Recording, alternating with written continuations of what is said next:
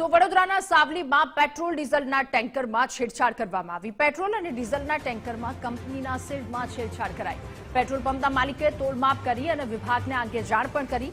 નાયરા કંપનીના સીલને તોડી હોવાની પંપ માલિકને આશંકા છે। અધિકારીઓએ સ્થળ પર પહોંચી તપાસ પણ હાથ ધરી।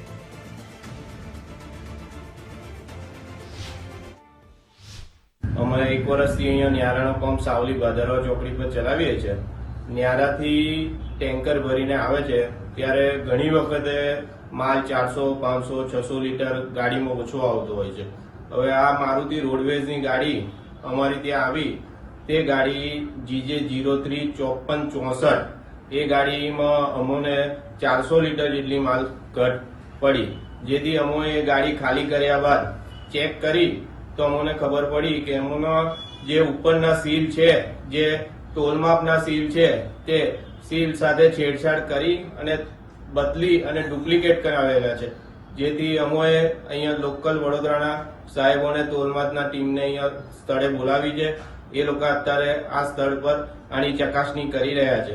આજરોજ રિષભ ફિલિંગ સ્ટેશનની જે ફરિયાદ આવેલ હતી એ અન્વયે અમારા મદદનીશ નિયંત્રક શ્રી વડોદરાની સૂચના અન્વયે આજે અમે તપાસમાં આવેલા હતા।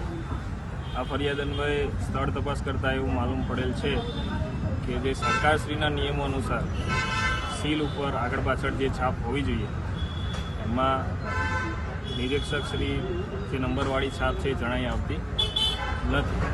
પ્રાથમિક રીતે એમાં છેડછાડ કરેલી હોય જણાઈ આવે છે।